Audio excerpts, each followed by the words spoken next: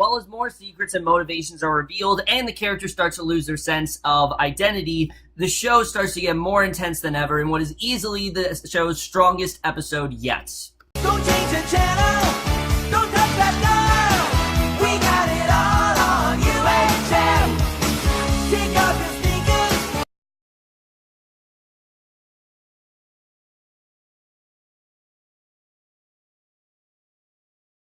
Hey guys, come up for Channel Zero, No End House, Episode 3, Beware of Cannibals, and I was definitely looking forward to this episode. You guys know I have been really into this show lately. I just think it's been very well done. It's kind of come out of nowhere for me, and I'm just very regretful that I did not watch the first season because the second season so far has been so strong. This was easily, I think, the strongest episode of the show for me. I thought there was a lot of incredible stuff going on here, especially for John Carroll Lynch. He is just absolutely killing it in this show. But let's just get into this episode because I definitely do want to talk about it. And we start off and we see Jules. She remembers touching the spear and experiencing memories of her childhood. And in the floor below, there are two bodies of her mother and sister. They appear in puddles of black goo, and we don't know what this is all about. Like, why are they in black goo? What's really going on here? So the next morning, Seth wakes up and he finds Jules sitting on the couch. And Seth is a character that up to this point hasn't really had a ton to do. Here, he really starts to have more involvement in the show because he asks her if she's okay, and Jules says that she's fine and wants to get Margot. And she tells Seth that Margot is really the closest thing she has to a sister, and, you know, she can really tell that, you know, she does need to kind of repair things with Margot, because as we know, the last time these two saw each other really wasn't on good terms, and she really wants to fix that. So Margot wakes up in her bed, she opens the drapes, and the two bicyclists go by on the street. There is a theory going on right now about everything being in two, like the house is actually in two, and there's a reason why there's like two of everything. But when Margot opens the closed door, he finds a hallway and a glowing light behind some piled up furniture, and she closes the door, and we get this really weird scene of John. He just keeps saying "Morning Margot" over and over again, further showing us that whoever this entity is, it definitely is not her father. And Margot goes to investigate and sees him practicing in a mirror. She calls to him and he wishes her good morning, and other JD is then standing outside the house burning JD's body as his girl looks on. Again, we don't know what this girl is really all about, but his storyline is just getting more and more mysterious and creepy, and I still don't really know what's going on there. But later, Margot comes downstairs. John offers to make her breakfast, and she asks where someone is, but can't remember who. So you can tell right off the bat that Margot is slowly starting to lose her memories, and we kind of get the sense of what those berries were really all about, which they basically were member berries. They were things that, you know, if John consumed them, it kind of took away Margot's memories here. And he says that he thinks he was put there because that's what Margot wanted or needed, and he's not going to look a miracle in the mouth. And I would agree with that. I think Margot really did want her father back because she felt like she kind of caused his death and that she could have stopped it. And again, though, this definitely is not her father. We know that very well. So Seth looks out the window. He sees JD walking by. He brings him in and tells Jules that he found him. And John then pours syrup on Margot's waffle. She asks John why he actually left them. And he tells her that if certain thoughts are going to hurt her, she shouldn't think them. And again, a very interesting line here. I think this definitely kind of means that, you know, and what I took from this is that he only wants her to focus on the positive things and steer her away from the negative things, and anything negative, it seems that she kind of forgets. And Margot points out that he died, and everything that she's thought that then has brought her around to that. She wondered what it feels like for him and became obsessed with it, and John tells her it happened fast and there wasn't much pain. He gently brushes away Margot's tears and takes her hand and assures her that he loves her, and he goes back to the sink, and Margot then takes the waggle to the garbage. Corinne's head is inside. However, Margot doesn't have any reaction because she actually has trouble remembering what her mother actually looks like, and that scene, just in general, was so haunting. Everything about that, her not knowing what she actually looks like, it's just really creepy stuff. Imagining that actually happens, and you know, basically like I said, she has no reaction whatsoever. So she tells John she's going for a walk, and John then grabs her and offers to join her, and she says that she needs some time to think and goes to her room, locking the door behind her. So we can definitely tell that, yes, Margot's lost her memory, but she's not stupid. She knows very well this is not her father, and that her father would not be acting this erratic and this violent and just this, he's so adamant on, doing things with her and trying to steer her away from things. So he tries the knob and then knocks, and after Margot's okay, she asks for a moment alone, and John then tells her that she can have all the time in the world. So she goes to the window and discovers that it won't open or break, and he stands out in the hallway and listens, and JD then asks what the plan is to get out. He nervously picks at the skin on his arm, and Jules figures that there is a way out, and they'll find it after they get Margot. They just don't really know what that way out is right now. So John is knocking repeatedly on Margot's door, asking if she's ready to talk, and he knows what she saw in the trash, and he asks Margot to actually help him.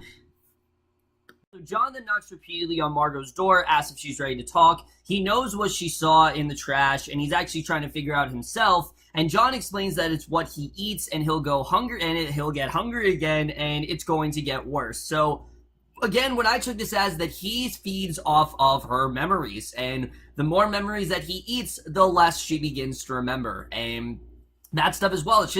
It's really interesting the way that all is coming about, but he asks Margot to help him. Margot asks him to come back in a bit, so John says she's starting to scare him, pounds on the door when she refused to answer. He finally breaks through, and Margot goes in the closet. She finds herself underwater, swimming through clothing, and rises to the surface, and she emerges from the backyard pool. She sees John watching her from her bedroom window, and she runs down the street, sees a bicyclist go by. She runs up to a man watering his flowers, and he asks if it's going to rain, and Jules and the others then see her and call out, and Margot then runs off.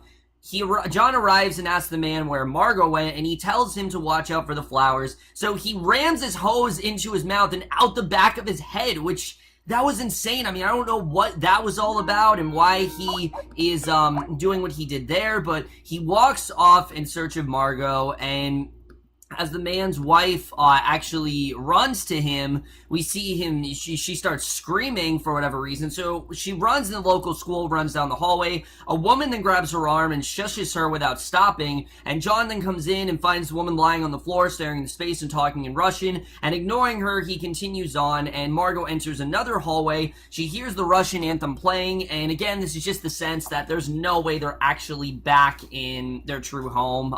It's definitely a sign of that, so Jules runs up, they hide in a classroom. John then enters the hallway, and the music stops. And this scene was so intense because you don't know what's going to happen here. The fact that John just took out that one woman, I mean, anything is really possible. So I had so much running through my head of what was actually going to play out. But the music stops, he searches for Margot and starts to enter the room where she and Jules are hiding. However, he hears Seth and JD banging on the lockers, and they run, and he runs off. And once John leaves, Margot tells Jules that she can't remember anything about Corinne, and she figures that John actually took the memory and ate it, so, literally that's what he did. He ate the memory with the berries or whatever, but John then walks back to the house, and at the first sale house, Margot then looks out the window, sees the sky change abruptly, and she goes downstairs and asks Seth to check out something for her. And Lacey's husband then comes home, finds her tied to a chair. Dylan then comes up behind the husband, aiming a gun at him and tells him to come over. So we actually get the sense that, basically the husband actually attacks him. Dylan grabs a knife, stabs him in the neck. So Dylan is really trying to make Lacey believe that, she is in fact, his wife and everything, but he grabs a knife, stabs him in the neck, and once he goes down, Dylan tells Lacey that he wasn't real, and that, that he is her husband. And what's interesting about this scene is that we don't know if this is actually true, if Lacey actually is, his wife or whatever. I think was definitely interesting to see. I think it's interesting the way this is all playing out because we haven't seen Dylan and Lacey prior to this, so we don't know if Dylan is actually telling the truth. But from what we've seen, I think we can pretty much figure out that, yes, this is in fact her true husband. I think Lacey, again, she's just become so involved with the world that she's now sort of a character. She thinks that this world is real, and I think, again, this is what's going to happen to Margot, Jules, and all of them if they stay in this, no-end house for far too long. So Seth and Margot then walk over. Margot asks him what he saw in room 5, and he says that he saw the families that he actually grew up with in the foster homes, and they were all in the room waiting for him. Margot asks what they were like, and Seth says that he doesn't remember because he doesn't want to remember what it is. So they come to the changing sky, figure that it's actually the edge of the world, and Margot figures at least they know what they're dealing with if they found a border. So JD then finds Jules sitting on a bed. He comes in, she asks if he's alright, and JD tells her the place is actually making him sick, and JD suggests they go looking for the exit, but again, this is the other JD, so you can't really trust his word here, and he tells Jules and Margot and Seth went out. Surprised, Jules wonders why and goes to look for them. So Margot and Seth then climb the water tower. They see the entire small world, what appears to be this like house-shaped gap in a nearby field, and figure that it's actually worth checking out. So as Margot looks down, she sees Jules walking down the street calling for her. She also sees Jules heading toward John and starts climbing down. So they get to Jules first, but John arrives and starts running toward Jules, and Jules then joins her friends. They run back to a nearby garage and find a crawl space in the floor, and John then comes in as Margot prepares to go down. He tells her, he gives her a lot of explanation here I thought was definitely very interesting. He tells her that after he took the pills, he knew it was a mistake, but it was too late. And he approaches her, describes the pain he felt, figured that Margot would be better off without him, and Margot tells him to stop, and saying that he's just pulling the word out of her head, and it seems like that is essentially what he's doing. He's doing this so that way she won't think about it anymore, and now that she's not thinking about it, he's just going to take it away from her. But realizes he can't tell her anything that she doesn't already know. So again, this is how she knows this is not her father. This is not new information. This is all stuff she knew, and she figures that John is pretty much just made up of what she already knows or hoped was true. So that's basically how he was created. This is all her memories, and when he steps forward, he falls into the covered crawl space, and Jules and Seth then emerge from hiding, and after a moment they walk out, and when they return home, JD tells them that they have guests. It's actually Dylan, who says that the house makes things out of their memories, and this confirms that, Dylan is actually telling the truth here, that definitely him and Lacey absolutely had some sort of a relationship prior to this. So he tells them that the house makes things out of their memories, they eat their memories, and JD wonders what happens when the cannibals run out of things to eat, and Dylan simply doesn't care. He says that the people they see have been there too long, like Lacey, and Dylan admits that there's not much left of her real personality, but figures that if he gets her back to reality, then she can be restored. So now it seems like we're getting the sense that what we saw in the very beginning of the season happened a long time ago. This was like years ago. We don't know how long Lacey's actually been there, but definitely, again, we kind of have the idea that Dylan has been searching for her for probably years now, and he's finally stumbled across, but it's not at all what his wife used to be. She's pretty much just a shell of herself, and he tells them that the house hides long enough for them to get hollowed out and forget, because remember, anyone that goes in the house, no one ever comes out, and this is exactly what makes sense. Why? Because they simply won't want to, because the house will just completely make you forget what your purpose is and what your, prior experience was before you got into the house. So Margot says they think they know where the house is. Dylan says that they should wait until morning to head out, and all this stuff I just found to be really interesting. It makes a lot of sense as to what's going on, but she goes outside, looks across the neighborhood. She then goes to the room where Seth is sleeping and tells him that she couldn't sleep. He invites her to keep him company and asks where Jules is, and Margot says that she's asleep and thanks Seth for coming with her, and Jules can't sleep. She hears the voices wiping, and Margot actually kisses Seth. Jules then follows the voices to the room. She finds the glowing spear there. She touches it, and a hand then reaches for her from inside. She relives more memories of her family that are probably going to then be taken away from her. So Margot and Seth actually do have sex here, and Jules then lies against the spear as what's inside feeds on her memories, and puddles of black goo form around her. And again, we don't know what this is all about, what the black goo, what the significance of that is, but the next morning, Seth then goes to the kitchen. He finds JD peeling away the skin on his arms, again, just showing that this isn't the real JD at all. This is definitely something else. We still don't really know what's going on there, but JD claims that he's allergic to something. Seth casually just walks out because, for all he knows, that could very well be true. So he goes back to the bedroom. He lies next to Margot. She cuddles next to him. Seth then stares up at the ceiling, and that is the way this episode ends. So overall, guys, a lot of interesting stuff going on here. We now pretty much know what this house is really all about. It's clear that we're dealing with essentially cannibals who try to, but they're not cannibals in the sense where they feed on, other people's flesh. They feed on your memories. That's what they really try to do. They try to take away your memories, and anyone that had any sort of significance to you, they just take them away. They eat the member berries, and that's kind of how they forget. And I think all that's definitely very interesting. But the real question is everything that's going on with Jules, because if what just happened is what I'm thinking that Jules might be gone, like she might actually be killed after this, because we know this happened with her mother and sister, and they're now, they're no longer there. So maybe Jules herself, maybe she's actually going to die here. I don't really know, but this kind of seems like it could be the end for her. But I mean, she's like the second main character, but I don't know. This could very well be the end for Jules. We'll just have to see the way that really does actually turn out. So I think that definitely is going to be very interesting to see how all that does play out. I'm very interested in all of that. As far as John, now we know what the significance of him really is. That this is not just, Margot, had memories of John and this is what's come back. No, this is everything that she knew. Any sort of memory that she has, John feeds off of, and it's only in the form of John because that's what she remembers. Just like I think, the other JD was in the form of himself because that's what JD remembers. And that's why, for Jules, it was her parents because that's exactly what she remembers. But I think John, the creature we're seeing, he kind of is the head of it all. I mean, the fact that he killed that one lady with the hose, we don't know what that's really about, but I think that's very interesting.